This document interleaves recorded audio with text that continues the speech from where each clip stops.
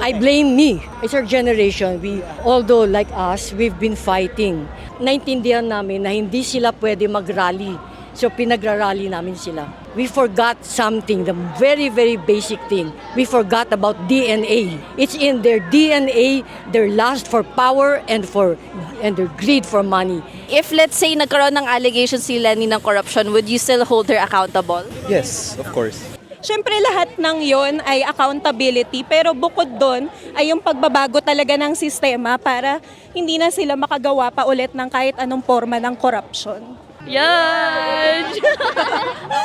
Today, on September 21, the streets of Manila are alive once again where thousands of Filipinos are demanding for accountability.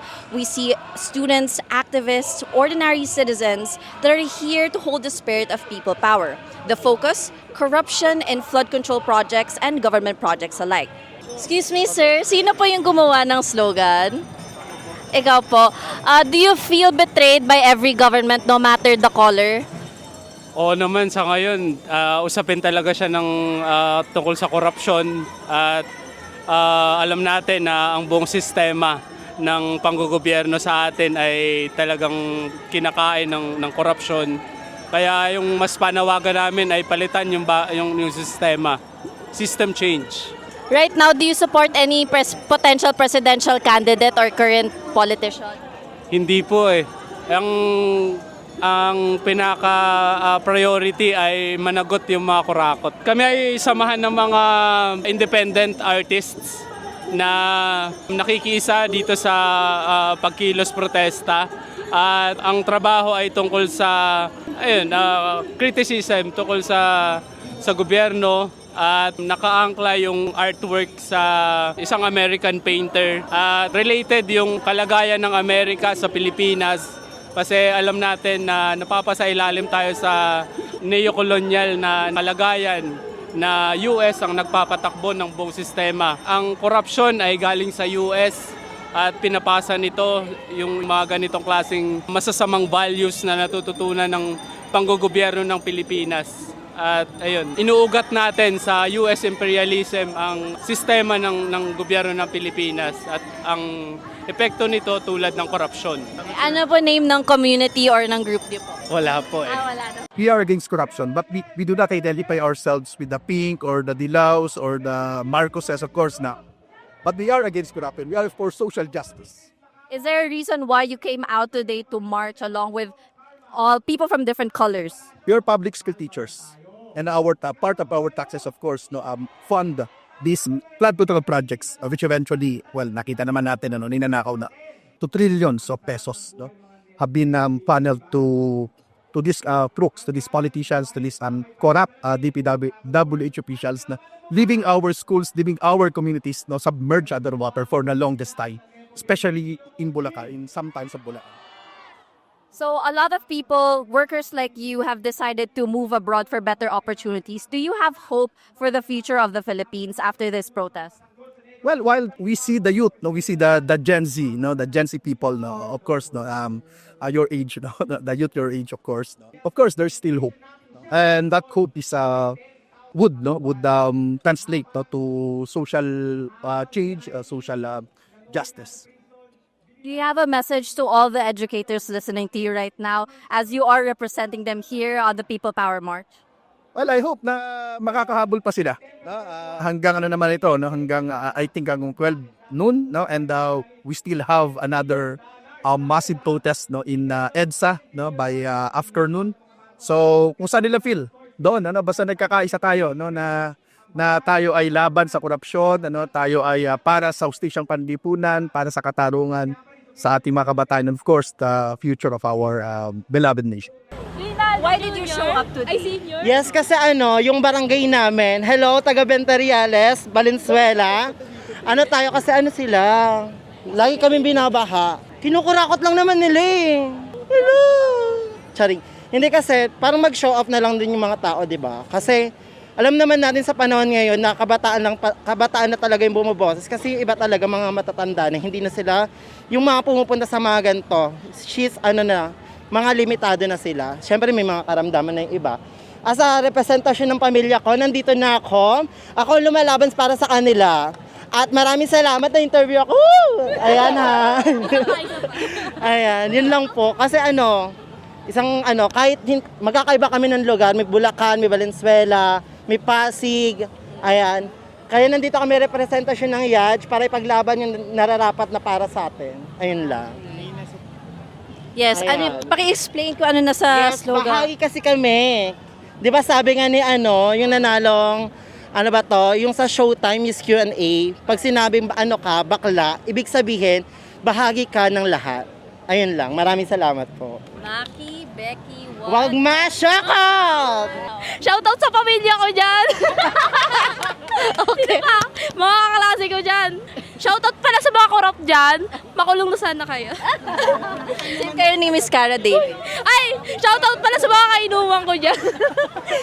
Mga pre, taxpayers pa rin tayo kahit sinasabi nilang tambay tayo. Kasi kahit sinasabing nila hindi tayo taxpayers kasi tambay lang tayo. Taxpayers pa rin tayo kasi bumibili tayo ng gin, di ba? Di ba? Di ba? Kasi grabe yung ano ba yun? Value added tax. Di ba? Oh, taxpayers pa rin tayong mga tambay. Go mga nakshi. Okay, why are you here to march? Siyempre, ang tagal na nating, simula't simula pa lang nung magkaroon ako ng kamalayan, issue na yung corruption. Pero this time, yung mga tao talagang nagkakaisa na ilabanan na mapanagot yung mga officials natin na sangkot sa corruption. Which is dapat lang dahil matagal na tayong nagtitiis. If nanonood ngayon yung mga senators, contractor, even the president, ano masasabi niyo sa kanila? To the President, sana panindigan niya yung mga expose na nilabas niya, na magkaroon ng just na trials, and yung mga senators naman natin, wala po sana silang kakampihan. Dapat yung pagkampi nila nasa taong bayan dahil isa rin sila sa mga nagbibigay ng pagpapahirap sa atin. Ano po reason kung bakit nag-march po kayo today? Panagutin ang mga dapat managot. Sa tingin niyo ba may pake talaga yung gobyerno sa inyo? Dapat. Pero sa political climate ngayon, I think, wala. Sino po ang binoto niyo nung 2022 presidential election? Len.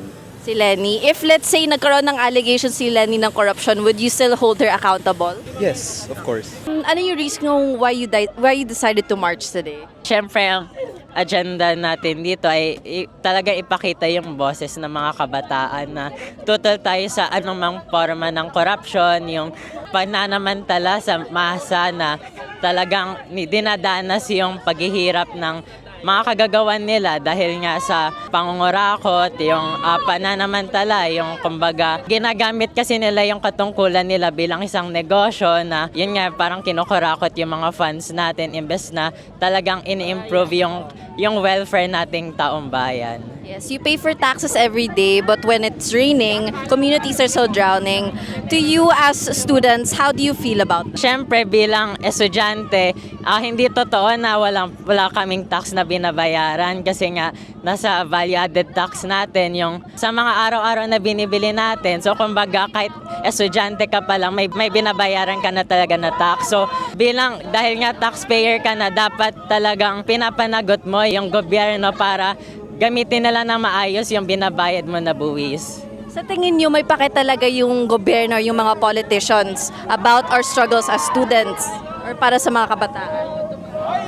Obvious naman na wala kasi sa pondo pa nga lang sa edukasyon, parang binabarat na talaga yung mga estudyante.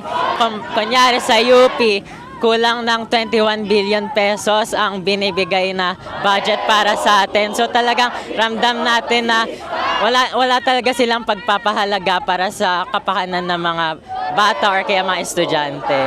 Is it okay to get a few words kung ano po yung cause nyo? Bakit po kayo nagpakita today? Our cause is for our apos and for our children like you. You have to take over from us. So there was also a march before, the People Power March, and even after that, corruption was still happening. Do you feel like the previous generation failed this current generation? Oh yeah, I blame me. It's our generation. We, although like us, we've been fighting. I've been fighting ever since 1965. During that revolution. Been in all Yeah. the rallies. Yeah. How is it different from this current rally? Do you feel like this is a revival of the People Power March or is it different? Well, I think that Probably this is a No, little bit diverse. You know why? Because this time there are really a lot of young generation that are coming and doing what we are supposed to do. Because you will be the second generation that will do something for the good of the government and for the good of the Philippines. To you, who are the current leaders that you look up to, or you feel like this generation should be following and supporting? what do you mean? What? Politicians, like, do you label yourself as someone who has supported Duterte before, Marcos, Lenny, the Yellows? Honestly, okay, we supported Marcos. We supported him for president on the mistaken notion that anybody who's given a second chance at cleaning a name would do it. But what did he do? We forgot something, the very, very basic thing. We forgot about DNA. It's in their DNA, their lust for power and their greed for money. It's in the DNA of the Marcoses. So please, no Marcos again, ever. There are Marcoses who are your age now, and who will surely want to become, leaders again. Make sure that you never ever vote for a Marcos again. Oh, it's good that I was not able to vote for him, but because I was out of the Philippines that time. But if I'm here, I'm going to vote for him because I really think that he will going to change the name. the name. He was go to He's going to clean his name, their name, the name of the Marcoses. But that's not what really happened. What happened is the corruption that they are doing, that the father doing before, is the one happening now. Yeah. And it's more, mas grabe. So how can we ensure that this doesn't happen again in the coming generations? The change has to be systemic. So they're trying it, about the contractors.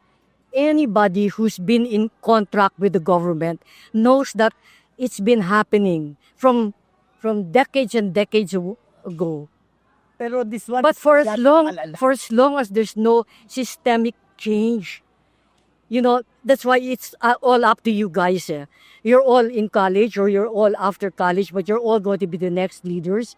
When you sit in Congress or you sit anywhere with authority, you make sure that it doesn't happen again. I have 8 apos. And that's why I'm here. Where are your apos right now? Well, I have 4 apos in the States, but I have 4 who are here. And do they have the same beliefs as you, the same sentiments, the same passion to go against the government, just like? Well, I'm really working on it. That they should have the same passion that the Lola has. Actually, we all escaped from our families today. So hindi nila alam na nandito po kayo. Paano na yan? Baka makita kayo sa social media. My children wanted to put a tracker on me, like a something, a round thing. They wanted to put a tracker on me, and I said that's a violation of my freedom of mobility. Actually, our shirts, we promote free speech. Yeah. I know you. I think I watched you on Oh, no, not me, but probably CJ, or the other anchors. Watch Peanut Gallery. Yeah. Congratulations, guys! You're very, very good show. Thank you. I watched it. Can you explain to us the slogans that you have? Martin plus Zaldico. Go Martin plus Saldico equals Marcos. Yeah, Because it's just a will play. not happen if But that the Marcos truth, doesn't know. And then this one, Do you believe ang that? Kongreso ay sindikato. Yeah, that's it. Ang Kongreso ay sindikato.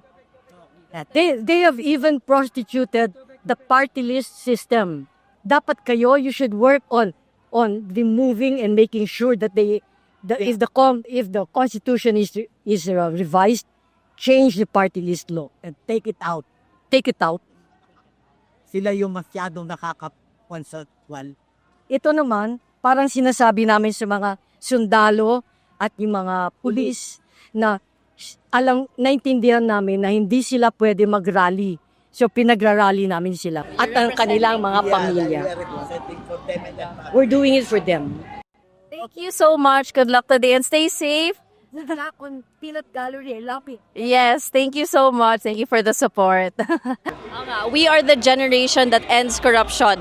Do you feel like the older generations failed us? Yes, they didn't do much.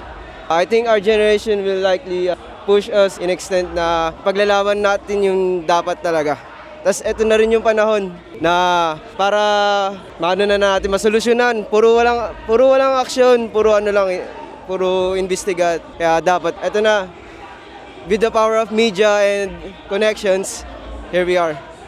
Excuse me, Miss. Hi, what does accountability look like for you? Is it jail time, transparency, balik yung ponda to you? What is it? Siyempre lahat ng yon ay accountability pero bukod doon ay yung pagbabago talaga ng sistema para hindi na sila makagawa pa ulit ng kahit anong forma ng corruption.